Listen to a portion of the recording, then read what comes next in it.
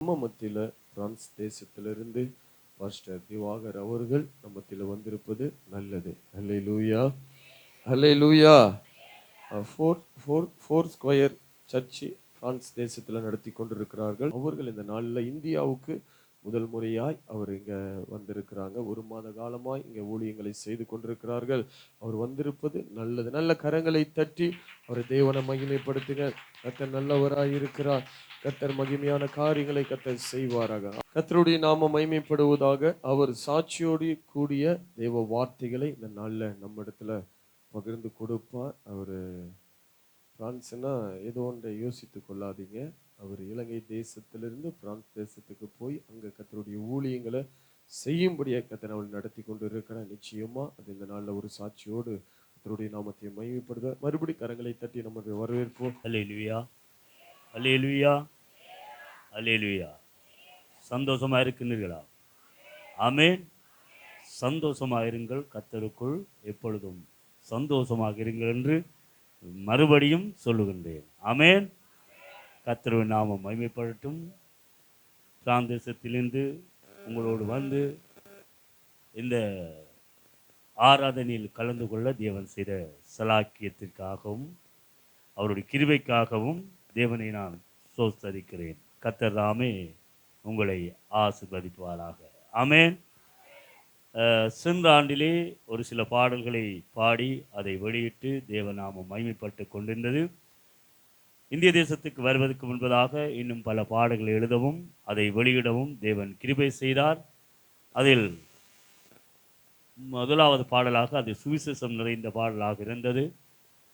2வது பாடல் தேவன் எங்களை சிறுமையை கண்ணோக்கி பார்க்கிற தேவன், ஆபத்திலே எங்களை விடுதலை ஆக்குற தேவன். அந்த தேவனுடைய ஒரு பாடலை பாடி அதற்கு பிற்பாடு சாட்சியை சொல்லி வார்த்தைக்கு நேராக கடந்து செல்வோம். கர்த்தர் தாமே உங்களை ஆசீர்வதிப்பாராக. ஆமென். அல்லேலூயா, அல்லேலூயா.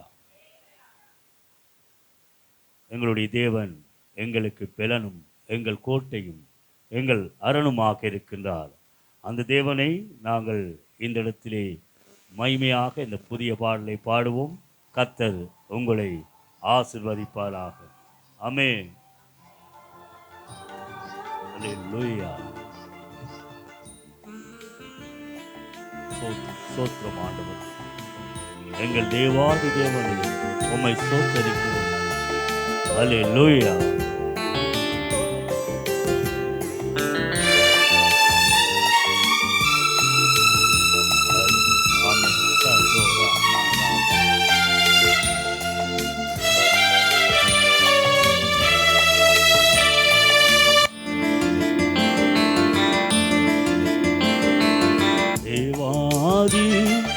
தேவனே எங்கள் இயேசு ராஜா,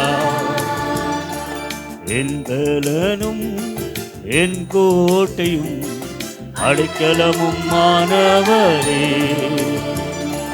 தேவாதி தேவனே எங்கள் இயேசு ராஜா, என் பலனும் என் கோட்டையும் அடைக்கலமும் மானவரே. அவர் ஆபத்து நேரத்திலே என்னை கூப்பிடு, நான் உன்னை விடுவிப்பேன், நீர் என்னை மகிமைப்படுத்துவாய் என்று வேதம் சொல்லுகின்றது. ஆகவே உளையான சேற்றிலும் மரண பள்ளத்தாக்கிலும் நெருக்கத்தின் மத்தியிலும் மரணத்தின் மத்தியிலும் எங்களை தூக்கின தேவனை நாங்கள் மகிமைப்படுத்த வேண்டும், அவரை ஆராதிக்க வேண்டும். ஆமென்.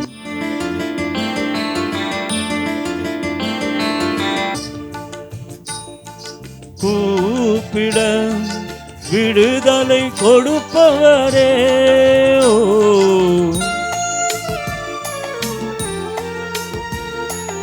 ஆமென். ஆபத்தில் உம்மை நோக்கி கூப்பிட விடுதலை கொடுப்பவரே, உமது ரட்சண்யத்தான் சந்தோஷம் தருபவரே, உமது ரட்சண்யத்தான் சந்தோஷம் தருபவரே, சந்தோஷம் தருபவரே, எனக்கு சந்தோஷம் தருபவரே. தேவாதி தேவனே எங்கள் இயேசு ராஜா, என் பலனும் என் கோட்டையும் அடைக்கலமும் ஆனவரே.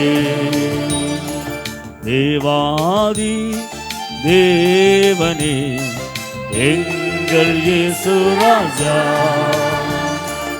என் பலனும் என் கோட்டையும் அடைக்கலமும் ஆனவரே.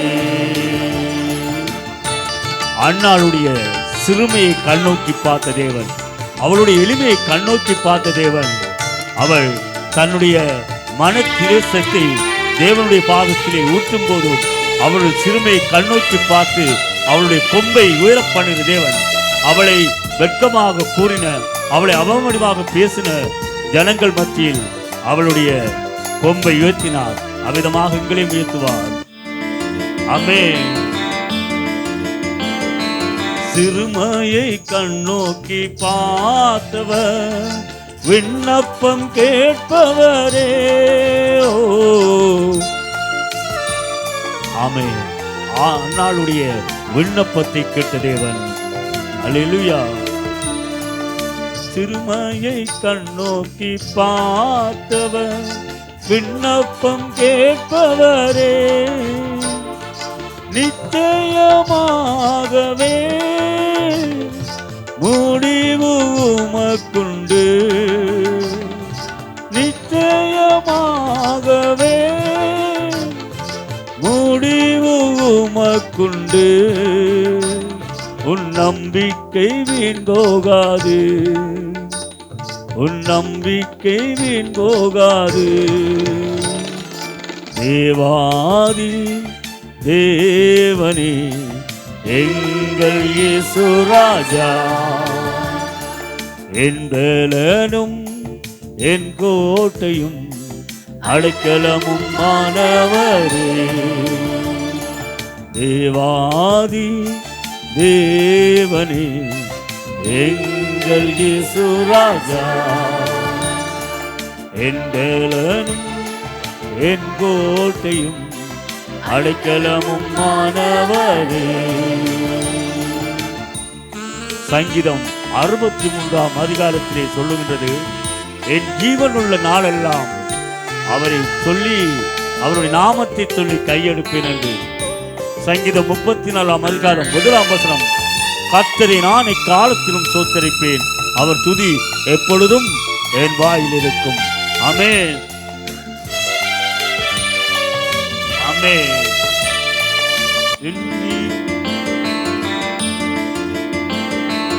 என் ஜீவனுள்ள நாள் மட்டும் உம்மையே துதித்திடுவே. ஆமென். அவருடைய ஆத்மா, அவருடைய வார்த்தை எங்கள் ஆத்மாவை திருப்தியாக்கும். என் ஜீவனுள்ள நாள் மட்டும் உம்மையே துதித்திடுவே. உமது வார்த்தையா என் ஆத்மா திருப்தியாகும். உமது வார்த்தையா என் ஆத்மா திருப்தியாகும், என் ஆத்மா திருப்தியாகும், என் ஆத்மா திருப்தியாகும். தேவாதி தேவனே எங்கள் இயேசு ராஜா, என் பலனும் என் கோட்டையும் அடைக்கலமும் ஆனவரே.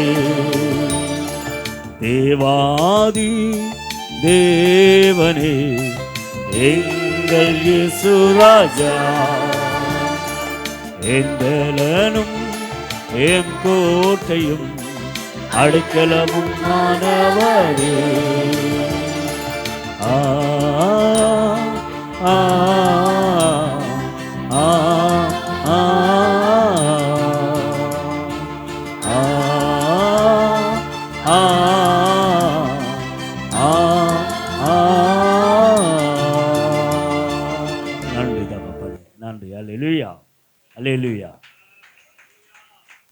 கர்த்தர் இந்த பாடலை பாடவும் வெளியிடவும் செய்த கிருபைக்காக அவரை நான் சோத்தரிக்கிறேன். இந்த வேளையிலே என்னுடைய சாட்சியை சுருக்கமாக சொல்லி வார்த்தைக்கு நேராக கடந்து செல்வோம். இந்த வார்த்தையை கொடுத்த இந்த எளிமை பிரகாச சபையிலே வந்து வார்த்தையை கொடுக்க தேவன் பாராட்டின கிருபைக்காகவும் சாட்சி செய்த மகிமைக்காகவும் தேவனை சோத்தரிக்கிறேன். உங்களுடைய அருமையான ஊழியர் தேவகுமார் போதவரை ஒரு குறிப்பிட்ட சுருங்க காலங்களிலே எனக்கு அறிமுகமானது. பிரான்ஸ் தேசத்திலிருந்து இந்தியா தேசத்துக்கு வந்து ஓரிரு நாட்களில் ஊழியர் நான் இருக்கின்ற இடத்திலே அவர் பார்க்க வந்தார். இதுதான் தேவ அன்பு. இதற்காக நான் தேவனை சோத்தரிக்கிறேன். ஆமென். அற்புதமான ஒரு அன்பு நிறைந்த ஆத்ம பாரம் கொண்ட ஒரு தேவ ஊழியர். உங்களுக்காகவும் ஜனங்களுக்காகவும் நாள்தோறும் திறப்பில் நிற்கின்ற ஒரு ஊழியர் என்பதை தேவ ஆவியானவர் எனக்கு உணர்த்திருக்கிறார். ஆமென். அவ்விதமான ஒரு பாரமுள்ள தகப்பன். அவருக்காகவும் சபையாருக்காகவும் தேவனை சோத்தரிக்கிறேன். அல்லேலூயா. இந்த வேளையிலே நான் சாட்சியை சொல்லி தேவனுடைய நாமத்தை மகிமைப்படுத்துவோம். எங்களுடைய பெருமைக்காக அல்ல, எங்களுடைய புகழ்ச்சிக்காக அல்ல, கர்த்தருடைய நாமம் மாத்திரம் மகிமைப்பட வேண்டும். ஆமென். நான் இலங்கை தேசத்தில் கோட்டைக்கல்லாறு மட்டக்களப்பு மாவட்டத்திலே கோட்டைக்கல்லாறு எனும் கிராமத்திலே பிறந்து சிறு வயதிலே என்னுடைய குடும்பம் ஒரு பிராமண குடும்பம். கோயில்களில் வாழ்ந்து கொண்டிருப்பதான் எங்களுக்கு அதிக நாட்களை அங்குதான் கழிப்போம். படிப்பு அதனோடு கோயில் குளங்களாக திரிவோம். எங்களுடைய ஊரிலே எங்களுக்கு ஒரு குல தெய்வம் இருக்கின்றது. அந்த இடத்திலே என்னுடைய தகப்பனார் அதற்குரிய கோயில் தலைவராக இருந்தால் காரணகர்த்தாவாகலாம் இருந்து வாழ்கின்ற வேளையில் நானும் 8 வயசிலே மைக் தூக்கி விட்டேன் தேவாரம் பாடுவதற்காக. 8 வயசில் மைக் தூக்கி சொற்றினை வேதியும் சோதிவானம் என்ற தேவாரம் முதலாக பாடி அதுக்கு பிற்பாடு கோயில்களிலே வாழ்ந்து பூசாரிக்கு பக்கத்தில் நின்று ஜனங்கள் அர்ச்சனை கொண்டு வருவார்கள். அர்ச்சனையை அவர்களுடைய பேரை கேட்டு பூசாரிக்கு குருக்களுக்கு நான் அந்த பேரை சொல்கிற நிலைமைக்கெல்லாம் வாழ்ந்து கொண்டிருக்கின்றோம். அங்கே ஊரில் இருந்தவர்களை விட அதிகமான பக்தி வைராக்கியம் கொண்டவனாக நான் இருந்தேன். என்னுடைய சாட்சிகளை கேட்டால் தெரியும். என்னுடைய ஊர் ஜனங்கள் எல்லாரும் அறிந்தவர்கள். அங்கே கோயில்களில் என்ன திருவிழாக்கள் என்ன காரியம் நடந்தாலும் முதன்மையாக நான் நிற்கின்றன. நான் இங்கே பிராந்தேசத்தில் வந்து ரட்சிக்கப்பட்ட விற்பாடு அந்த ஊர் ஜனங்கள் எல்லாம் என்னை குறித்து அவதலாக பேசினார்கள். ஆனாலும் பிரமித்து போனார். நானா மாறினேன் என்று, நானா கர்த்தரை ஏற்றுக்கொண்டேன். அது கர்த்தருடைய நோக்கம். இவ்விதமாக அங்கே வாழ்ந்து கொண்டிருக்கின்றேன். வாழ்ந்து கொண்டிருக்கின்ற வேளையில் எந்த நேரம் கோயில் குளம், படிப்பு, அதனோடு கோயில், அதனோடு எனக்கு ஒரு சிறிய வேலையும் ஏற்படுத்தியிருந்தேன். திருமணத்தின் பிறந்த நாள் வீடுகள், அதற்கு லைட்டுகள், என்ஜின்கள், மணவரை, சவுண்ட் சிஸ்டம் எல்லாம் கொடுத்து அதை ஒரு தொழிலாக வைத்துக்கொண்டு படிப்பு, அடுத்ததாக கோயில், இவ்வளவுதான். இவ்விதமாக வாழ்ந்து கொண்டிருக்கின்ற வேளையிலே பூசை முடிப்பதற்கெல்லாம் கோயிலுக்கு வருவதற்குரிய தடைகள் ஏற்படுறது. அந்த காலங்களில் அந்த 2000 ஆண்டு வேளையிலே போராட்டங்கள் நடந்தது. அப்போ பூசாரி வராணியத்திலே நான் பூசை முடித்தேன். அங்கே பூசாரி சொல்கின்ற சுலோகங்கள் எல்லாம் எனக்கு மனப்பாடம். அங்கே படித்தது நான் இந்து நாகரிகம் வரைக்கும், அதாவது 12ஆம் ஆண்டு. அதுக்கப்புறம் இந்து நாகரிகம் ஜிஏக்கு வரைக்கும் நான் படித்திருந்தேன். 12ஆம் ஆண்டு முடித்து அதுக்கு அடுத்த ஆண்டு அது ஜிஏக்கு, அதிலே இந்து நாகரிகம் முதல் பாடமாக நான் படித்து கொண்டிருந்தேன். அதில் நல்ல பெறுபவர்கள் பெற்றுக்கொண்டு இருந்தேன். அப்போ குருக்கள் பூசாரி வராத நேரத்திலே என்னை ஊரார்கள் சொன்னால் நீங்கள் பூசிய முடியும் என்று. என்ன கோயிலுக்குள்ளைக்கும் எல்லா தேவார திருமுறை திரட்டுகள், திருப்புராணம், பஞ்ச புராணம் அனைத்தும் கற்றிருக்கிறது.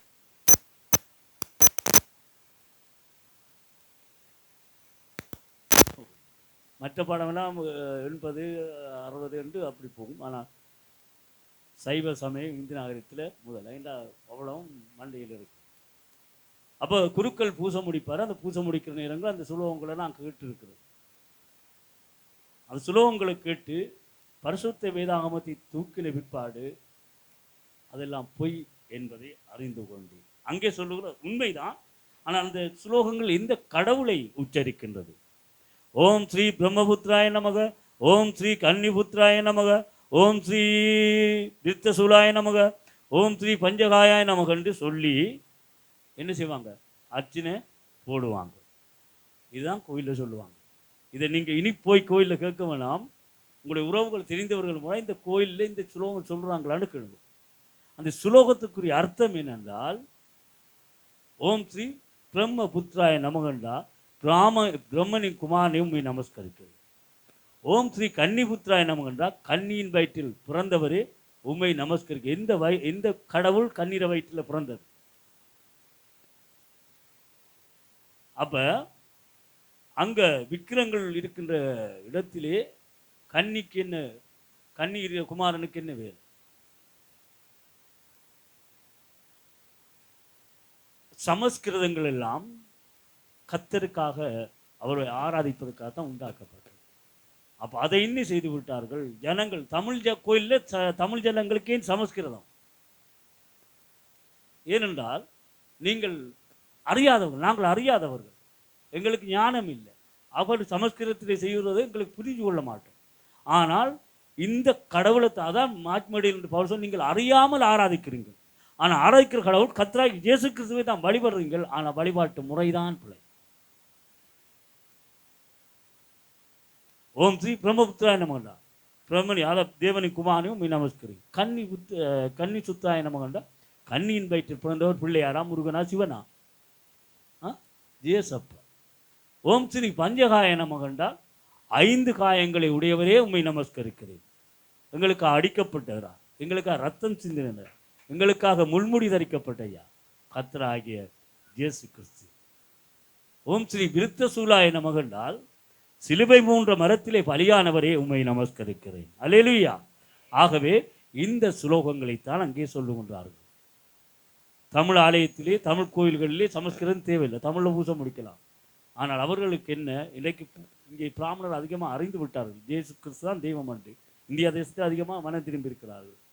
இலங்கை தேசத்தில் நடக்குது. ஆனால் இருந்தும் ஒரு சாட்சி என்று சொல்றேன். எங்களுடைய ஜீசஸ் லைவ் கோட்டை மூலமாக அநேக இடத்துல ஜனங்கள் அந்த செய்தியை கேட்டுக்கொண்டிருக்கிறார்கள். பல இடங்களிலே இதுவரைக்கும் 2019ஆம் ஆண்டு இந்த ஜீசஸ் லைவ் கோட்டை ஆரம்பமாகி இன்றைக்கு வரைக்கும் 582 பேருக்கு மேற்பட்டவர்கள் இயேசு கிறிஸ்து நாமத்திலே ஞானஸ்தானம் பெற்றிருக்கிறார்கள். அந்த டிவி மூலமாக சுவிசேஷத்தை கேட்டு, அதை கேட்டு ஜனங்கள் என்னோட தொலைத்தொடர்பில் வரும்போது, தொலைபேசி எடுக்கும்போது அவர்களுடைய இடங்கள், அவர்கள் இருக்கிற இடங்களை இட்டு அவர்களுக்காக ஜெபித்து, அங்கே யார் யார் எந்த போதகர் அங்கே இருக்கிறார்களோ அவர்களோடு தொடர்பு கொண்டு அவர்களிடம் ஒப்பு கொடுத்து அவர்களை கர்த்தருக்குள் வழி நடத்தி ஞானஸ்தானம் பெற்றிருக்கிறார்கள். இவ்விதமாக நான் 4 நாட்களுக்கு முற்பதாக மடுக்கரை என்கிற இடத்துக்கு இங்கே ஊழியத்துக்காக செய்யும்போது பாண்டிச்சேரி பகுதியிலே மடுக்கரைக்கு சென்றிருந்தோம். அங்கே கடும் கஷ்டப்பட்ட ஜனங்கள், அங்கே பார்த்தால் பெதஸ்தா குளம் தான் தெரியும். அங்கே முழு பெரும் வியாதிகள், பிரச்சனைகள், அவ்விதமான ஜனங்கள் அங்கே இருந்தார்கள். அப்போ அங்கே போயிருந்தே ஒரு தாயும் ஒரு மகளும் அந்த மகள மகனும் வந்திருந்தார்கள். அப்போ அவங்க என்னோட ஆராதனை முடித்ததுக்கு பிறகு வந்து சொன்னாங்கள், பாஸ்டர் ஐயா, நாங்கள் உங்களுடைய டிவி சேனல் மூலமாக ரட்சிக்கப்பட்டிருக்கிறோம், ஆனால் ஞானஸ்தானம் எடுக்கலை. ஞானஸ்தானம் நான் எங்கே எடுக்கணுமோ, யார் மூலமாக எடுக்கணும் என்ன எடுக்கணும். இப்போ உங்களுக்கு எப்படி என்ன தெரியும்னா, அவங்க சொன்னால் டிவி சேனல் மூலமாக அவங்கள பார்த்து, நீங்கள் இந்த டிவி சேனலில் நான் எங்கெங்கே இங்கே ஊழியம் செய்கிறேன்றெல்லாம் யூடியூப்பில் போய்கொண்டிருக்கு டிவி சேனல். அப்போ அவங்க அதை பார்த்து, அவர்கள் யார் என்றால் முஸ்லீம் மதம் மார்க்கத்தில் இருந்தவர்கள்.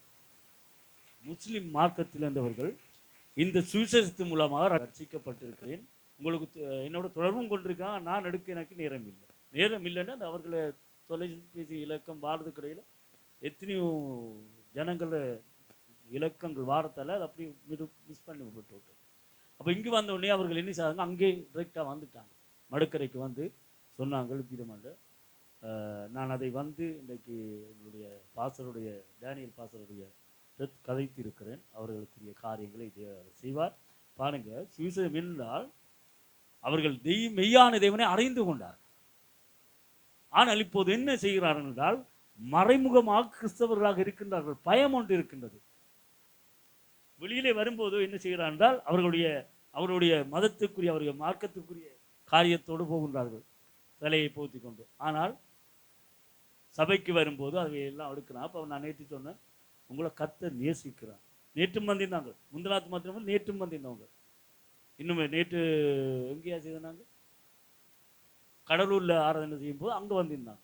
அப்போ நேற்று அவர்களோடு சொன்னேன், நீங்கள் மறைமுகமாக அந்த காலத்தில் கிறிஸ்தவர் இருந்தார், ரோமர் ஆட்சி காலத்திலாம் இருந்தார்கள். ஆனால் இப்பொழுது நீங்கள் மற்றவர்களை பார்க்க வேண்டாம், மனிதனை பார்க்க வேண்டாம், கர்த்தர் நோக்கி பாருங்கள். உங்களை வெட்கப்படுத்துகிறவர்கள், உங்களை அவதூறாக கதைக்கப் போகிறவர்களை எல்லாம் வெட்கப்படுத்தும்படிக்கு தேவன் ஞானிகளை தெரிந்து கொண்டார். ஆகவே நீங்கள் இதிலிருந்து வெளியே வாங்க, கர்த்தருக்காக எழுப்பி பிரகாசுகின்ற உடனே அழுது அவர்கள் சொன்னார்கள், பாசம் அவர்களுக்கு கூடிய சீக்கிரத்தில் ஞானஸ்தானம் கொடுக்கும். இது சுவிசேஷம். ஆகவே இப்போ என்னத்துக்காக இதை சொன்ன நான் என்றால், இப்போ அவர்கள் பிராமணர்கள் அறிந்திருக்கிறார்கள், பிராமணர்களுக்கு தெரியும் கர்த்தராக இயேசு கிறிஸ்து கடவுள் என்றதை அவர் சொல்வதன் மூலம், அவர்கள் சுலோகத்தை அறிவதன் மூலமாக சில தேவன் செய்த அற்புதமாக அறிந்து கொண்டிருக்கிறார்கள்.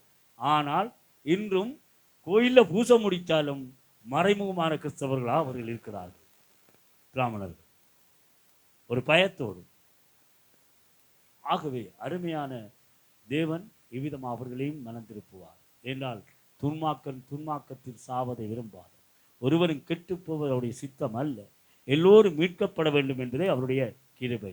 ஆகவே இவ்விதமாக வாழ்ந்து கொண்டு பூசையெல்லாம் முடித்து கொண்டிருந்த எனக்கு பிரான்ஸ் தேசத்துக்கு போவதற்குரிய ஒரு வாய்ப்பு கிடைத்து 2004ஆம் ஆண்டு 8ஆம் மாதம் 24ஆம் தேதி நான் பிரான்ஸுக்கு போய்விட்டேன். என்றால் எனக்கு இலங்கையிலே வசிக்கக்கூடிய சூழ்நிலைகள் இருக்கவில்லை.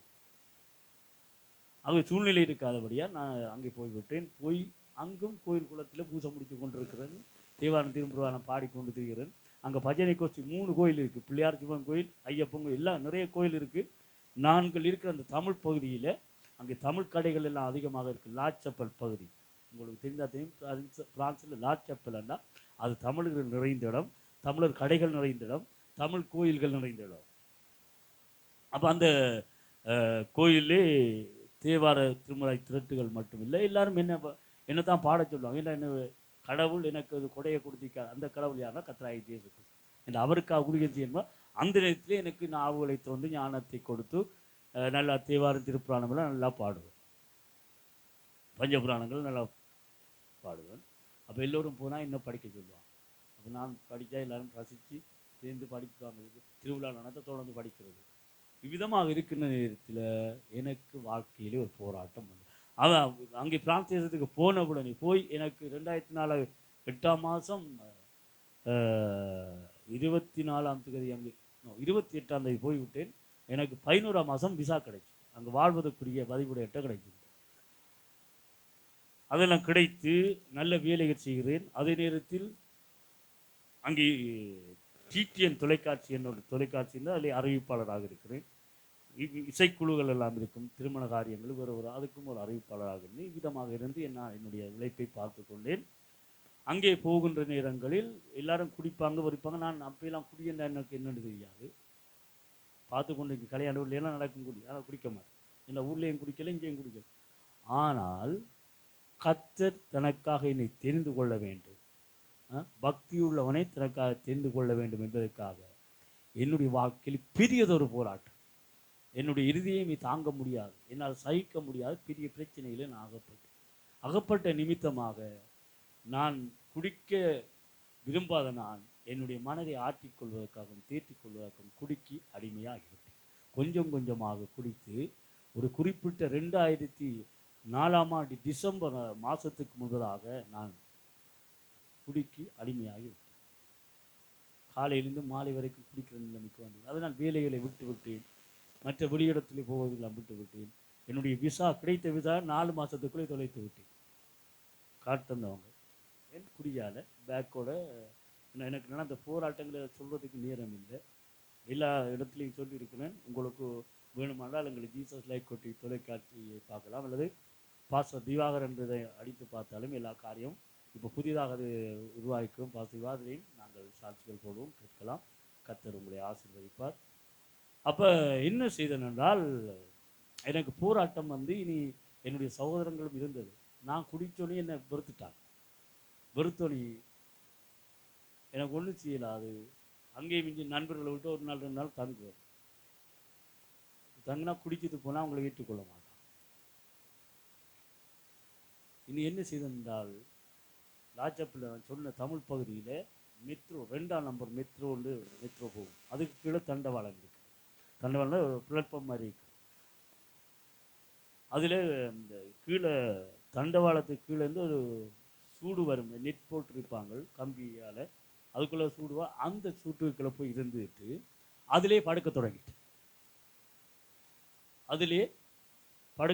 அதிலே தூக்கமில்லாதான். பகலும் அங்கே தான், இரவும் அங்கே தான். என்ன செய்யணும் என்றால் 3 மாத காலம் அந்த இடத்திலே படுத்து கிடந்தேன். எல்லா குடி பொறி நான் அதோட என்னுடைய சரீரமெல்லாம் நாட்டம் எடுத்து விட்டது. நல்ல தாடி வளர்ந்திருந்தது. இருதயம் எல்லாம் குடிச்சு இருந்தால் வாந்தி எடுத்தாலும் ரத்தமாவது. கொஞ்சம் கதைக்க போனாலும் இருதயம் நோ, அந்த அளவுக்கு பலவீனப்பட்டு போயிட்டு எலும்பிடாய்ந்து நடுக்கம். இவ்விதமான நிலைமையில் இருக்கின்றது. 3 மாத காலம் இவ்விதமாக இருக்கும்போது விசாவையும் தொலைத்து விட்டேன்.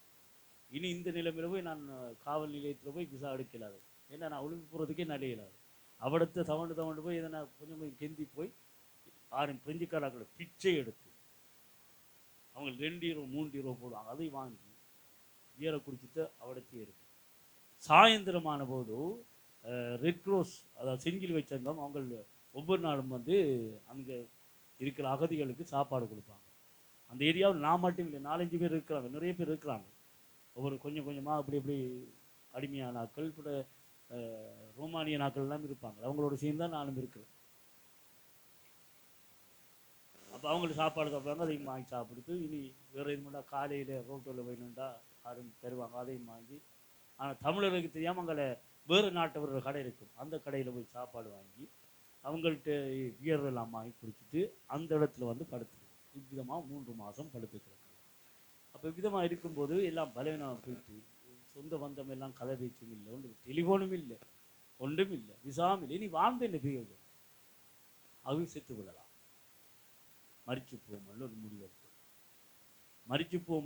முடிவெடுத்து தமிழ் கடைகளில் போய் தூக்கு கயிறுகள் இருக்கும், இந்த கடையில் பிட்டிகள் கட்டி வர கயிறுகள் இருக்கும். அந்த கயிறை எடுத்து என்ன செய்தேன் என்றால் தூக்கிடுவதற்கேற்றதாக ஆயத்தம் பண்ணிவிட்டு வீதியோரங்களில் மறிக்காதபடிக்கு, வீதியோரங்கள் தூக்கிடாதபடிக்கு, ட்ரெயின் இல்லாமல் இருந்து அங்கே அவ்விதமாக சாகாதபடிக்கு, ஜனங்களுக்கு தொந்தரவு இல்லாமல் சாக வேண்டும் என்று நான் இருக்கின்ற இடத்திலிருந்து ஒரு 15 நிமிட தூரத்தில் ஒரு காட்டு பகுதி இருக்கின்றது. அந்த காட்டில் ஒரு மரத்தை பார்த்து விட்டு 12 மணிக்கு போய் சாகுவோம். அப்பவும் டைம் பார்க்குறேன். அப்போ ஏதோ ஒலிம்பினிக்க இது இல்லை, அதுக்குள்ளே டைம் எடுக்கிறது. டைமை பார்த்து விட்டு 12 மணிக்கு சாகணும். 11 மணிக்கு வலிமையாக அந்த இருக்கின்ற இடத்திலே குடிச்சு கொண்டு இருக்கிற இடத்துல ஒரு வீதியோரத்தில் இருக்கிறது, அந்த படுத்து கிடக்கிறது வீதியோரத்தில். அதால் வலிமையாக ஒரு தாய் போகிறவர், ஒரு ஆத்ம பாரமுள்ள தாய், ஜனங்களை ஆதாயப்படுத்துகிறாய், சுவிசேஷம் சொல்லுகிறதாய். அந்த தாயார் வலிமையாக அந்த நாளில் போகிறவதான் நான் பார்ப்பேன். ஆனால் என்னோட ஒன்றுமே கதைக்க மாட்டேன். ஆனால் அன்றைக்கு மறித்து விடலாம், செத்து போவோம் என்று இருக்கின்ற அந்த நாளிலே ஒரு 11 மணிக்கு இருக்கிற 12 மணிக்கு போய் சாகப்படும். 1 மணித்தியாலத்துக்கு முன்பதாக அந்த தாயார் அந்த வழியாக போகிறார். போய் என்ன செய்தால் என்றால், இன்றைக்கு வரைக்கும் அந்த தாயார் உயிரோடு இருக்கிறார். இதெல்லாம் சாட்சிகளாக இருக்கின்றது. அங்கே பிரான்சேசத்தில் எல்லோருக்கும் தெரியும். அதை விட தமிழ் ஜனங்கள் முழு பேருக்கும் என்ன தெரியும், நான் ரட்சிக்கப்பட்டதனால் அங்கும் கூட 200க்கும் மேற்பட்ட ஜனங்களை ஆதாயப்படுத்தியிருக்கிறேன். ஏன்னா என்னுடைய சாட்சியை கேட்டு என்னை ஜனங்களுக்கு தெரியும். நான் அறிவிப்பாளராக இன்றைக்கு டிவியில் தொலைக்காட்சியிலே இதோடைய ஜனங்கள் என்னை கண்ட விதமாக சொல்லும்போது மனம் திரும்பினார்கள். ஓகே, கர்த்தருக்கு ஸ்தோத்திரம். அப்போ விதமாக இருக்கும்போது இந்த தாயார் அண்டைக்கு மாத்திரம் ஒவ்வொரு நாளும் போகிறோம். அண்டைக்கு வந்து, தம்பி நீ என்ன விடத்து இருக்கிறேன்னு கேட்டார். நான் வெறியில் இருக்கேன். அப்போ குடிச்சு போட்டு சொல்லணும், சாகும்போது குடிச்சு போட்டு வேறு சாகும்போதாவது சந்தோஷம், நல்லா குடிப்பவங்களோடு வாங்கி குடிச்சிட்டு இருக்கிறோம். அந்த தாயாருக்கு அவருக்கு நான் போதையில் சொல்கிறேன், நீ உண்ட பாட்டில் நான் இந்த பாட்டில் இருக்கிறேன். அவள் வாயில் கை வச்சுட்டு போயிட்டு என்ன செய்தாண்டால், அவள் ஆத்மா ஆதாயம் செய்கிற தாயார். அவரை விட்டு 2 படியை 4-5 படியை இருக்கிறாங்க. இருக்கிற இடத்துலேருந்து அது ஒரு 4-3 நிமிட தூரத்தில் அவளோட வீடு. அவைய 2 பொடியை அனுப்பிட்டு அவங்க வந்து என்ன தூக்கிட்டு போயிட்டாங்க வீட்டுக்கு.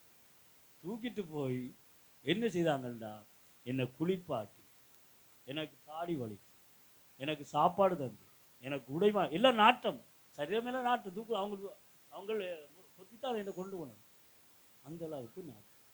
அப்போ அங்கே கொண்டு போய் என்ன செய்வாங்கன்னா, இவ்விதமாக 2 வாரம் என்மேல் இவ்விதமாக கரிசனை காட்டினார்கள். சாப்பாடு தாங்க இல்லைன்னாங்க. அவங்க 2 மாதம் அவங்க ஜெபிப்பாங்க, கூடி ஜெபிப்பாங்க. நான் அதுக்கு இருக்க மாட்டேன். அவங்க ஜெபிக்கிற டைமை பார்த்து கீழே இறங்கி நான் பிச்சை எடுத்து 2 ஈரை வாங்கி குடிச்சிட்டு திருப்பி என்னை வேண்டாம் அவங்கள வீட்டை போய் வருதாலும் அவங்களுக்கு தெரியும். ஏன்னா அங்கே குடியே இருக்காது.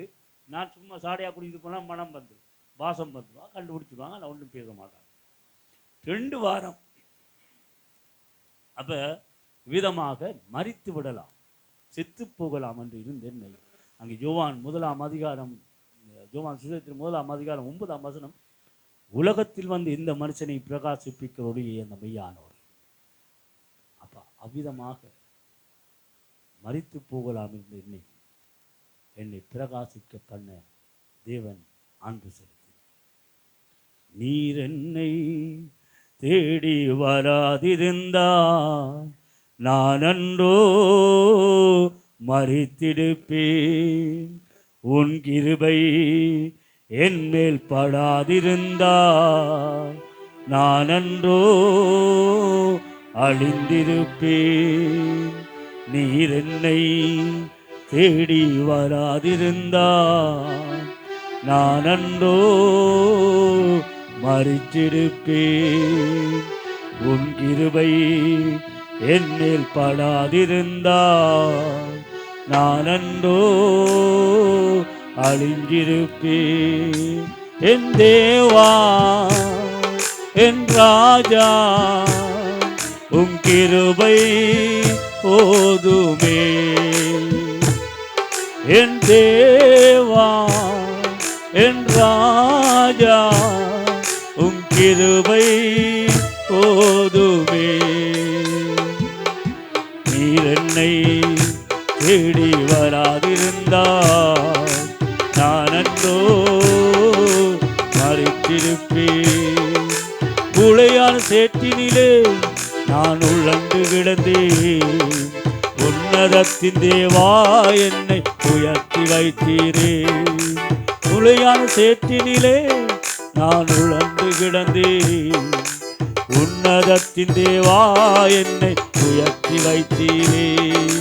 பேரோ புகழோ தேவையில்லை, பேர் சொல்லி அழைத்தவர் நீ போதும்.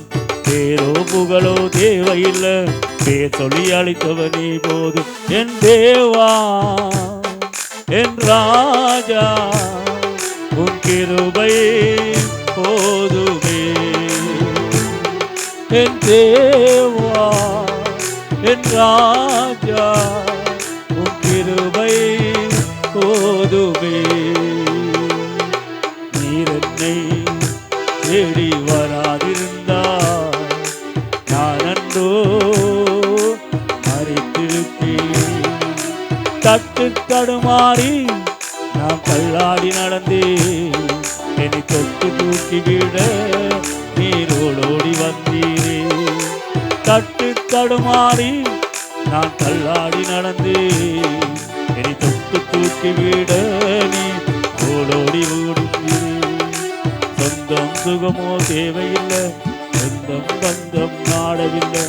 சொத்தோ சுகமோ தேவையில்லை, சொந்தம் பந்தம் நாடவில்லை. என் தேவா என் ராஜா உன் கிருபை போதுமே. என் தேவா என் ராஜா உன் கிருபை போதுமே. நீர் என்னை தேடி வராதிருந்தால் நான் அன்றோ மரித்திருப்பேன். உன் கிருபை என் மேல் படாதிருந்தால் நான் அன்றோ அழித்திருப்பேன். அல்லேலூயா. தட்டு தடுமாறி இருந்தனான், தள்ளாடி கொண்டிருந்தான். உளையான சேற்றிலே இருந்தேன். தேவன் தூக்கினார். எழும்பி பிரகாசி உன் ஒளி வந்தது. தேவன் என்னை பிரகாசிக்க பண்ணினார். அல்லேலூயா. இன்றைக்கு அவ்விதமாக அந்த தாயிடம் சென்று அவர் 2 வாரங்களும் எனக்கு உணவு உடையெல்லாம் தந்து, எனக்கு உறக்கத்துக்கு இடமெல்லாம் தந்து, அங்கே இருக்கின்ற படியன்களோடு நானும் தூங்குகிறேன். 2 வாரம் கழித்த பிற்பாடு அந்த தாயார் அன்பாக இருந்தாலும் அதிகாரத்தோடு சொன்னார், இந்த வேதத்தை நீ படிக்கணும். 2 வாரம் வரைக்கும் எதுவும் சொல்லலை. ஜெபம் பண்ணு, வா, வேதத்தை வாசி, ஒன்றையும் சொல்லு. 2 வாரம் கழித்து அது தேவன் அந்த நேரத்தை ஏற்படுத்தது. அந்த தாயாரோடு தேவன் பேசின நிமித்தமாகத்தான் இன்னொருவன் மறிக்க போறான், அவனை தூக்கி கொண்டு வாண்டு அவை மேல் தேவன் கிருபை பார்த்து அவை பேசின நிமித்தமாகத்தான் அவள் அவ்வளவு நாளும் போற தாயார் அன்றைக்கு மாத்திரம் வந்து என்னோட கேட்கிறான். அப்ப அந்த தாயாருடைய அன்பு, அந்த தாயார் காட்டின கரிசனை, அந்த தாயார் காட்டின இரக்கம் என்னை அழச் செய்தது. அவள் யார் என்று எனக்கு தெரியாது. எனக்கு உனக்கு இந்த சம்பந்தம் வந்து அவ்விதமாகத்தான் தேவன் எங்களை யார் என்று தெரியாது. ஆனாலும் ஒருவரும் மரித்து போவது, ஒருவரும் கெட்டு போவது அவருடைய சித்தம் அல்ல.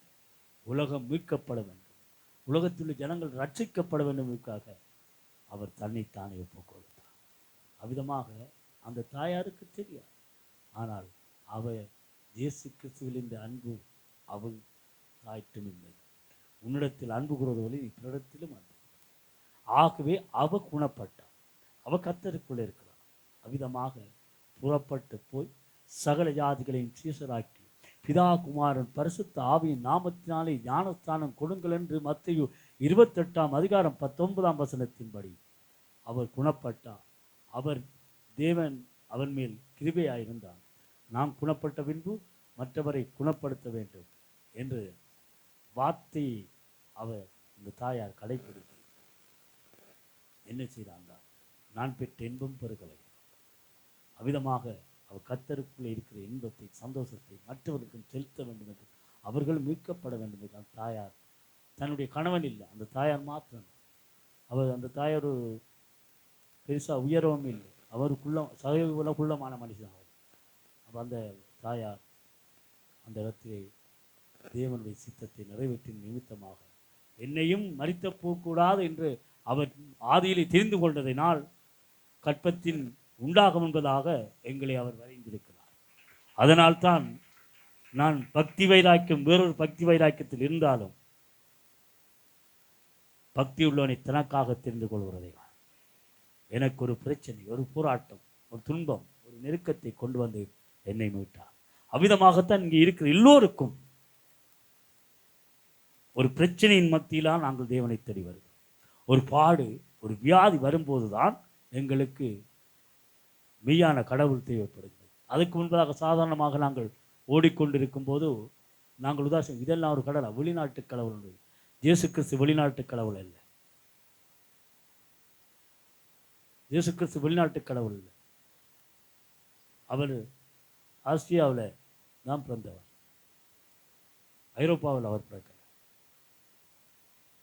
ஆனால் வெள்ளக்காரன் அவர் எங்களுக்காக, ஏனென்றால் இந்தியாவை இன்னும் அதிகமாக நேசிப்பதனால் பரிசுத்த வேதாகமத்தில் சொல்லப்படுகிற இந்து தேசம் முதல் எத்தியோப்பியா வரை. ஆகவேதான் தோமாவை இங்கே அனுப்பினார், நேசித்தே நிமித்தமாக. ஏனென்றால் பாவம் பெருகிற இடத்தில்தான் தேவ கிருபை வெளிப்பட வேண்டும். இந்த இந்தியா தேசத்திலே அதிக பாவங்கள் இருக்கின்றது, எல்லா பாவங்களும் இங்கே இருக்கின்றது. அவருடைய கிருபை வெளிப்படுகிறது. ஆனால் அந்த காலங்களில் வெளியரங்கமாக எத்தனையோ சுவிசேஷங்கள் மீட்டிங் நடத்தினாங்க. நான் இன்றைக்கு நடத்த முடியாமல் இருக்கு. காரணம் என்ன? நாங்கள் தேவனுடைய சித்தத்தை செய்யாதனா, தேவன் விரும்புகிற காரியத்தை செய்யாதனா, அந்த காலங்களில் பகிரங்கமாக மரினா கடற்கரையிலே நாம் நடந்த கூட்டங்களை இன்றைக்கு நடத்த முடியாமல் இருக்கிறது. ஏனென்றால் எங்களுடைய ஜெபம் போதாது. நாங்கள் எங்களை தாழ்த்தி ஜெபிக்கல. நாங்கள் மாத்திரமே இங்கே நடத்துகிற எல்லாரும் தான் பொதுவாக எழுப்புதலுக்காக ஜெபிக்கிறார்கள். முதல் எங்களுக்குள்ள எழுப்புதல் இல்லை. நாங்கள் பேருக்கும் புகழுக்குமாக, பணத்துக்காக, எத்தனை அந்த சபையில் வர ஜனங்கள் பசிப்பட்டினோடு இருக்கும். ஆனால் அங்கே ஊழியம் செய்கிறவர்கள், ஊழியர்கள் தங்களுக்கு பங்களாக்களை, வீடுகளையும் வாங்கி அவர்கள் வாழ்ந்து கொண்டு தான் போகிறார்கள். அங்கே இருக்கின்ற ஜனங்கள் காணிக்கப்பட்டையில் 2 நாணயத்தை போடுற ஜனங்கள் இருக்கிற வண்ணமாக இருக்கிறார். இதனால் தான் இங்கே ஜெபிக்கிறார்கள். நாங்கள் நினைக்கிறோம் அதிக ஜனங்கள் வருவாங்க, நிறைய கூட்டங்கள் வருகிறது, அவங்க ஜெபிச்சா அவங்கெல்லாம் தேவனுடைய சித்தத்தை செய்யவில்லை. தேவனுடைய சித்தத்தை செய்தால் ஏழைக்கு இறங்குறவன் இறைவனுக்கு கடன் கொடுக்கிறான். அங்கே தேவன் சொல்றால் வலது பக்கத்தில் நிற்பவர் வாருங்கள் பிதாவினால் ஆசீர்வதிக்கப்படவில்லை. அந்த ஆசீர்வதிக்கப்பட்ட என்ன செய்தார்கள்? பூமியிலே நான் பசியாயினது என்னை எனக்கு பசியை தீர்த்தீர்கள், தாகமாய்ந்த தண்ணீர் கொடுத்தீர்கள், சிறையிலேருந்து என்னை பார்க்க வந்தீர்கள் போது அவங்க கேட்குறாங்க, இதெல்லாம் நாங்கள் எப்போது நீ இந்த சிறியன் ஒருவனுக்கு, இந்த பூமியிலே சிறியன் ஒருவனுக்கு இதை செய்யாதையோ அதை செய்ய, ஆகவேதான் நீ ஆசீர்வதிக்கப்பட்ட. அப்போ இங்கே பூமியிலேருந்து நான் வாழணும், நாம் எந்த குடும்பம் என்ற சொந்த மட்டும் வெளிநாட்டில் வாழணும், எந்த புள்ள மட்டும் நல்லா படிக்கணும் என்று இங்கே இருக்கின்ற நிறைய போதகர்களின் நிமித்தமாகத்தான் அந்த காலத்தில் இந்த எழுப்புதல் இன்றைக்கு இல்லை. அந்த காலம் இந்த பகிரங்கமாக செய்யப்பட்டு சொல்ல முடியாமல் போயிட்டு என்றால் எங்களை பார்த்து இந்த உலகம் பின்னோக்கி போய்கொண்டிருக்கு.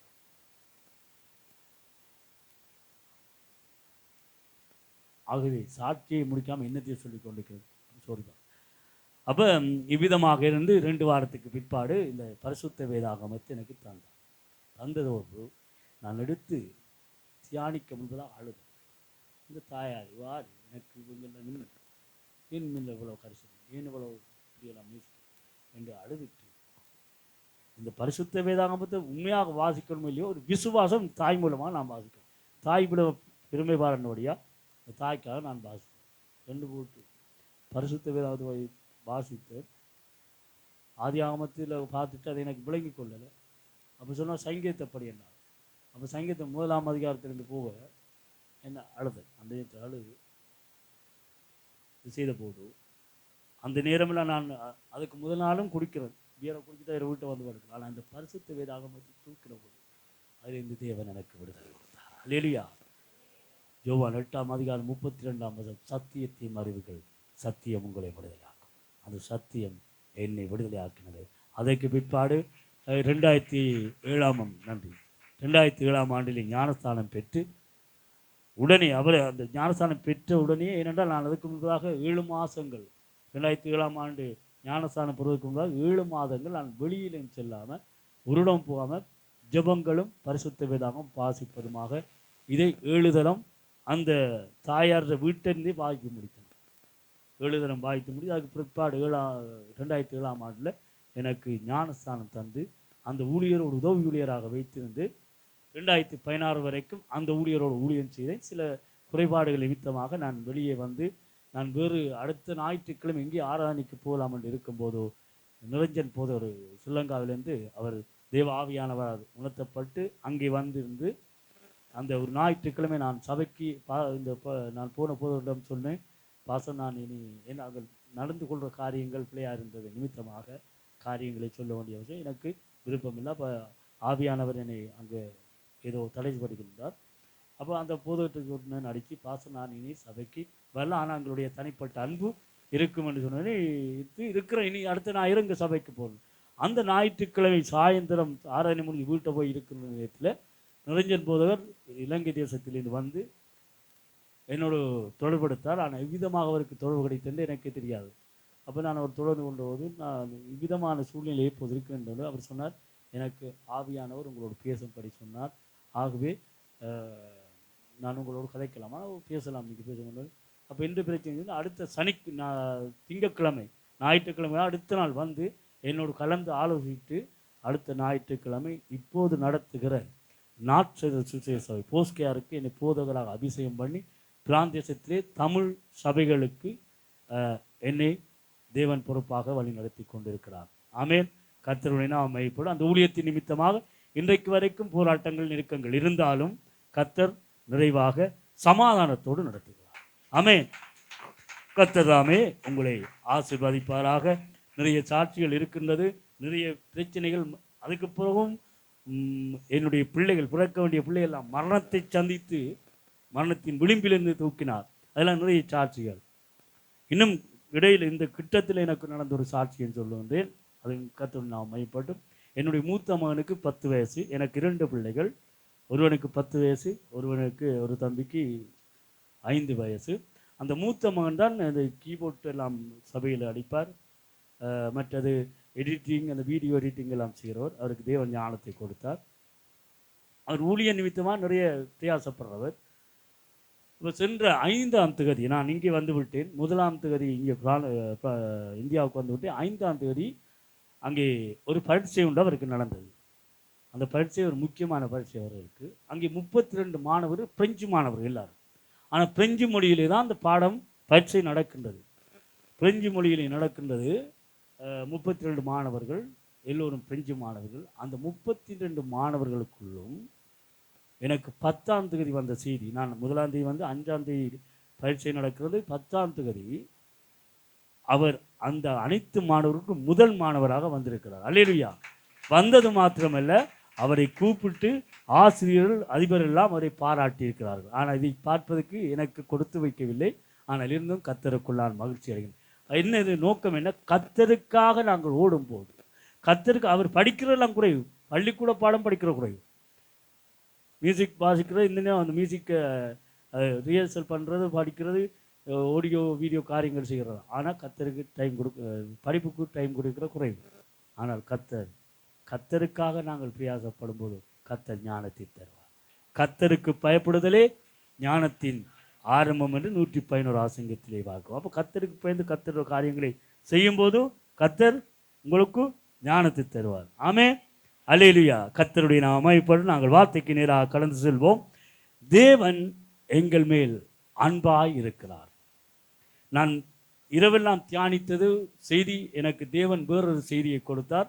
ஆனால் இங்கு வந்து போதகர் இங்கே ஜெபிக்கும் போது, அவர் சில காரியங்களை சொல்லும் போது, தேவன் என்னுடைய ஆவியானவர் இந்த வசனத்தை மாற்றிவிட்டார். ஆகவே நாங்கள் எடுத்துக்கொள்வோம். லூக்காவின் புத்தகம் 19ஆம் அதிகாரம் 10ஆம் வசனம். லூக்காவின் ஆமென். அல்லேலூயா. பரிசுத்த தகப்பனே, ஆண்டவரே, நீர் எங்களோடு ஆண்டவரே, இந்த நேரத்தில் ஆண்டவர் இடைப்பட போகிறதுக்காக உமக்கு நன்றி. ஆண்டவரே, வார்த்தை மூலமாக நீர் எங்களோடு பேச போகிறதுக்காக நன்றி. ஆண்டவரே, நீர் பேசும், நாங்கள் கேட்கிறோம். ஆண்டவரே, பரிசுத்தத்தில் மகத்துவம் உள்ள தேவன் ஆண்டவர் தகப்பனே, வார்த்தை இருபுறமும் கருக்குள்ள பட்டயம் ஆண்டவர், என்னையும் ஆண்டவர் பிள்ளைகளையும் வர இருக்கிற வார்த்தை அவ்விதமாக ஆண்டவரே, என்னை முதலாவது நான் ஒப்புக் கொடுக்கிறேன். உமது வார்த்தைக்கு நான் தகுதியாக இருக்கின்றேனோ என்று என்னை உணர்த்தி வைத்து, என்னை நான் சரிபார்த்து ஜனங்களுக்கு போதிக்க நீர் ஆவியானவர் என்னை நடத்தும். என்னை தாழ்த்தி உம்மை உயர்த்தி நிற்கிறேன் என் நல்ல பிதாவே. ஆமேன். ஆமேன். பேசுங்கப்பா, எங்களோட பேசுங்கப்பா, நீங்க பேசினா எங்க வாழ்க்கை மாறும்.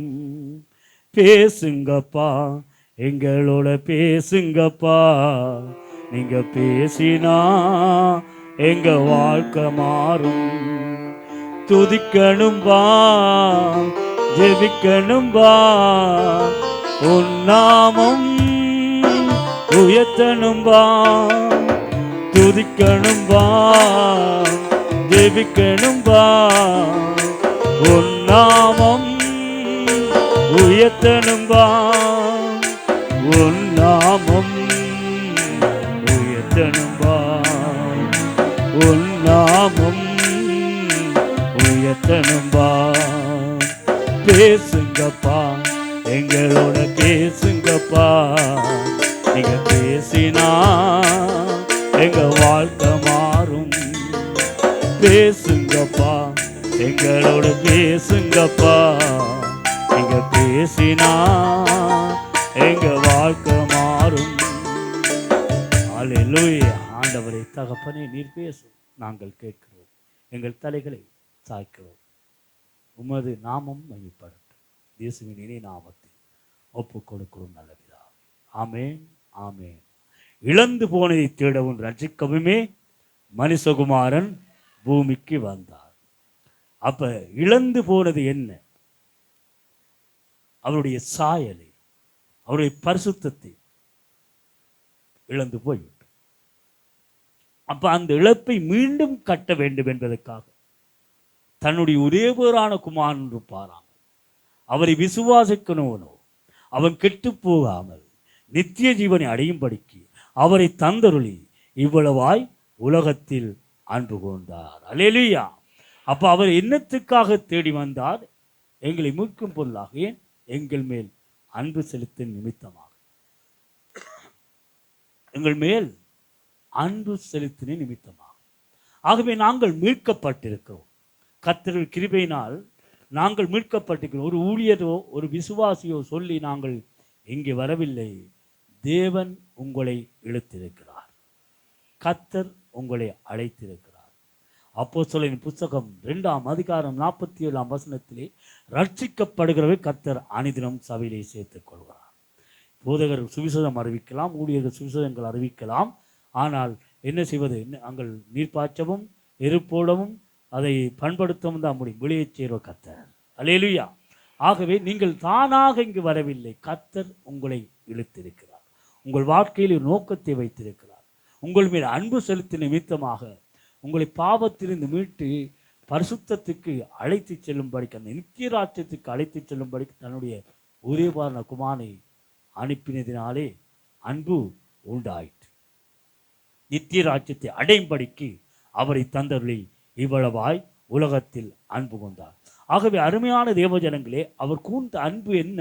நாங்கள் என்னத்துக்கு அன்பு கொண்டார்? நாங்கள் நித்திய ராஜ்யத்துக்கு செல்ல வேண்டும். அவருடைய நோக்கம் என்ன? அவர் என்னத்துக்காக ஆதாம் ஏவாளை உண்டாக்கினார்? அவருடைய ரூபத்தின்படியும் அவருடைய ரூபத்தின்படியும் அவர் சாயலின்படியும் மனிதனை உண்டாக்கினார். நமது ரூபத்தின்படியும் நமது சாயலின்படியும் மனிதனை உண்டாக்குவோமாக என்று அங்கே உண்டாக்கி இருக்கின்றார்கள். இன்றைக்கு பல இடங்களில் ஜெகோவா விட்னஸ், சில இதை உதாரணத்துக்காக சொல்றேன், சில இடங்களில் பரிசுத்தாவியானவர் தான் கடவுள் என்கிறார்கள், இயேசு கிறிஸ்து தான் கடவுள் என்கிறார்கள், தேவன் தான் கடவுள் என்கிறார்கள். இவ்விதமாக வேறு பிரித்து அந்த கடவுள் அல்ல, அவர் திரியேக தேவன். மூவரும் ஒன்றாயிருக்கிறார்கள். மூவரும் ஒன்றாயிருந்துதான் மரியாள் வயிற்று பிறந்த வீட்டாளன் இயேசு கிறிஸ்து அல்ல. இயேசு கிறிஸ்து எங்களுக்கு மரித்து உயிர்த்தெழுந்து போன பிற்பாடு தேற்றவாள தரவில்லை. ஏற்கனவே அவர்கள் இருக்கிறார்கள். ஆனால் இந்த பூமியில அந்தந்த காரியத்துக்கு தேவன் நியமித்து அனுப்புகிறார். தேவன் வர முடியாது. அதுக்கு தான் இங்கே பாருங்கள், நமது ரூபத்தின்படியையும் நமது சாயலின்படியும் மனிதனை உண்டாக்குவோமாக என்றால் அங்கே மூவர் இருந்திருக்கிறார்கள். நான் என்று தேவன் சொல்லிப்பார். தனியே தான் செய்திருந்தால் தான் என்று சொல்லிப்பார். நான் உண்டாக்கிறேன் நமது ரூபத்தில். அங்கே யோவான் 1ஆம் அதிகாரம் 1ஆம் வசனத்திலே, ஆதியிலே வார்த்தை இருந்தது, அந்த வார்த்தை தேவனிடத்தில் இருந்தது, அந்த வார்த்தை தேவனாய் இருந்தது. அப்போ ஆதியிலே நாங்கள் உண்டாக இருப்பதாக அவர் ஆதியில் இயேசு கிறிஸ்து எங்கே இருக்கிறார்? தேவனாய் இருக்கிறார். அவர் தேவனாய் இருக்கிறார். அவர் பூமிக்கு வர முடியாது என்பதற்காகத்தான் என்ன செய்தார்? மாம்சத்தில் தன்னுடைய ஒரே பேரான குமாரனை வெளிப்படுத்தினார். மரியாளுடைய வயிற்றில் பிறந்தார்.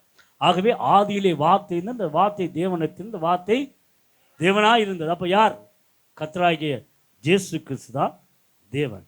பிதாவாகிய தேவன் சத்தியம், கர்த்தராகிய இயேசு கிறிஸ்து சத்தியம். இப்போது பரிசுத்தாவியானவர் எங்கே இருக்கிறார் பார்த்தோமானால், ஆதியாகமம் 1ஆம் அதிகாரம் 2ஆம் வசனத்திலே, ஆழத்திலே இருள் இருந்தது, தேவ ஆவியான ஜலத்தின் மேல். அல்லேலூயா. அப்ப ஆவியானவர் எங்கே? இயேசு கிறிஸ்து வந்து உங்களுக்கு ஒரு சமாதானத்தை, உங்களுக்கு தேற்றவாளை தந்துவிட்டு போகிறேன் அதுக்கு பிறகு வந்தாரா? இல்லை, ஆதியிலே இருக்கிறார். ஆகவே இன்றைக்கு இந்த ஜனங்கள் கடவுள் அவர்தான் கடவுள், இவர்தான் கடவுள், அவர்தான் கடவுள், அவங்க மூன்றா பிரித்து விட்டார்கள். மூவரும் ஒன்றாயிருக்கிறார்கள். மூவரும் ஒன்றாயிருந்தால் எங்களை நடத்துகின்றார். அந்தந்த வேலைக்கென்று நியமித்தார். ஆனால் ஒன்றாயிருக்கிறது. நானும் பிதாவும் ஒன்றாயிருக்கிறோம். நான் நியாயத்தித்தால் என் தீர்ப்பு சத்தியத்தின்படி இருக்கு. ஆனால் நானும் பிதாவும் ஒன்றாய் இருக்கிறோம். ஆகவே அருமையான தேவ ஜனங்களே, தேவன் இந்த பூமிக்கு வந்த நோக்கம் என்ன? இழந்து போனை தேடவும் ரட்சிக்கவும் மனுஷகுமாரன் வந்தார். அப்ப இழந்து போனது என்னென்றால், தேவன் மனிதனை உண்டாக்கும் போது, ஆதாமை உண்டாக்கும் போது என்ன செய்தால்? இந்த ஜனத்தை எனக்காக படுத்தினேன், இவர்களின் துதியை சொல் வருவார்கள். ஏசாயா 43ஆம் அதிகாரம் 21ஆம் வசனத்தில்.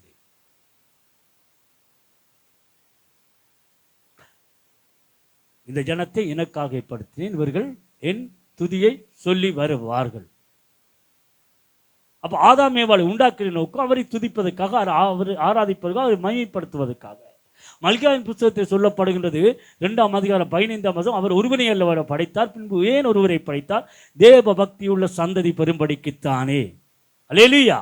அப்ப தேவ பக்தியுள்ள சந்ததி வர வேண்டும் என்பதற்காக ஆதியிலே ஆதாமேவாள் உண்டாக்கினார். அவர்கள் என்ன செய்தார்கள்? தேவன் சொன்ன கட்டளைக்கு மீறினார்கள். புசிக்க வேண்டாம் என்று சொன்ன கனியை புசித்ததினால் பாவம் பெருகினது. பாவம் பெருகினதினால் இன்றைக்கு அவர்கள் அந்த தோட்டத்தை விலக்கப்பட்டதினால் இன்றைக்கு நாங்களும் பாவிகளாக இருக்கிறோம். என் ஆதித்தாய் விட்ட பிள்ளை ஆடு ஏவாள் விட்ட பிழை நிமித்தமாக புசிக்க வேண்டாம் என்று சொன்ன கனியை புசித்து வஞ்சித்தனால், சர்ப்பத்துக்கு வஞ்சிக்கப்பட்டதினால் நாங்கள் பாவிகளாக இருக்கின்றோம். ஆகவேதான் என்னை என் ஆதித்தாய், என் தாய் என்னத்தை பாவத்திற்கு கற்பந்தரித்தாலும் என்னுடைய தாய் பாவம் செய்திருக்கவில்லையோ எங்களுக்கு தெரியாது. மனிதனும் பாவி இல்லாமல் எல்லோரும் பாவிகளே. ஆனால் ஆதித்தாயின் பிழை நிமித்தம் அதை சொன்னால் சிலாக்கள் என்ன செய்வார்? சிலர் என்னென்ற அம்மா பாவியா, என் அம்மையா கூட அப்படி அவங்களுக்கு சொல்லணும். என்னுடைய ஆதித்தாயின் ஆதாம் ஏவாளுடைய அப்படியே வந்து இன்றைக்கு வரைக்கும் நாங்கள் அவ்விதமாக பிள்ளைகளை விட்டு, இதற்காகத்தான், இதை மீட்கும் பொருளாகத்தான் இயேசு கிறிஸ்து இழந்து போனை தேடவும் ரட்சிக்கவும் மனுஷகுமாரன் பூமிக்கு வந்தார்.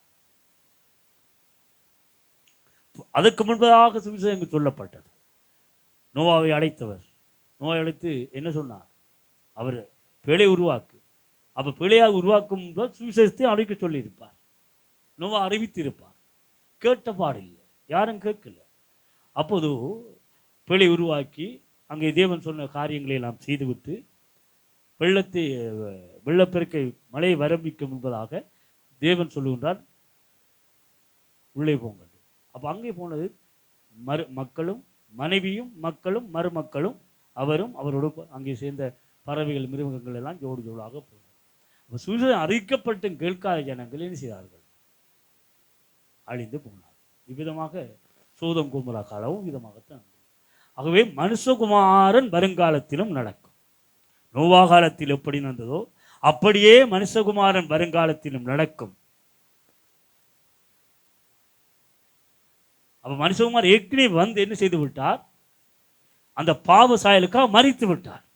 அந்த ஆதித்தாயுடைய பாவத்துக்கு, அந்த ஜென்ம பாவத்துக்காக மறித்து விட்டார். ஆனால் இன்றைக்கு நாங்கள் செய்கிறது, எங்களுக்கு அந்த ஆதித்தாய்க்குரிய பாவத்துக்கு மறித்து விட்டார். ஆனால் நாங்கள் செய்கின்ற பாவம் இப்போது கர்ம பாவம்.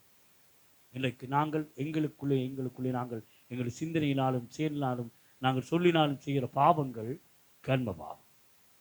இன்றைக்கு நாங்கள் செய்கிற இன்னும் காலங்கள் போல்ட்டும் இருக்கிறோம். இன்னும் கர்த்தரை உணர்ந்தவர்கள் அல்ல. உங்களை சொல்லவில்லை, உங்களுக்கு நினைவூட்டுகிற நீங்கள் ஜனங்களுக்கு சொல்ல வேண்டும் என்ற எங்களின் நோக்கம். எங்கள் மேல் சுவிசேஷ கடமை. நாங்கள் புறப்பட்டு ஜனங்களுக்கு சுவிசேஷத்தை சொல்லி அவர்கள் இவ்விதமாக தேவன் உண்டாக்கினார், இவ்விதமாக நடக்கப்பட்டது என்பதை ஜனங்களுக்கு சொல்லி நாங்கள் மீட்க வேண்டும். ஆகவே அவர் எண்ணத்துக்காக வந்தால் மீட்கும் பொருளாக தன்னைத்தானே ஒப்பு கொடுத்தார். அதுதான் தேவ அன்பு. அவருடைய தேவ செய்தியின் என்ன தலைப்பின் என்ற அன்பு. இழந்து போனை தேடவும் ரட்சிக்கவும் மனுஷகுமாருக்கு வந்தார் என்றால் என்ன? அவர் அன்பு செலுத்தி நிமித்தமாகத்தான் வந்தார். வந்து அவர் சும்மா சொல்லி போட்டு போகல. எவ்வளவு பாடுகள், எவ்வளவு அடிகள், எவ்வளவு துன்பங்கள். இயேசு கிறிஸ்துவின் அன்பு என்றும் மாறாதது. இயேசு கிறிஸ்துவின் மாறா கிருபை என்றும் குறையாதது. இயேசு கிறிஸ்துவின் மாறா கிருபை என்றும் குறையாதது. இயேசு கிறிஸ்துவின் அன்பு உன் மீறுதலுக்காய் இயேசு காயங்கள் பட்டார். உன் அக்கிரமங்களுக்காய் இயேசு நொறுக்கப்பட்டார்.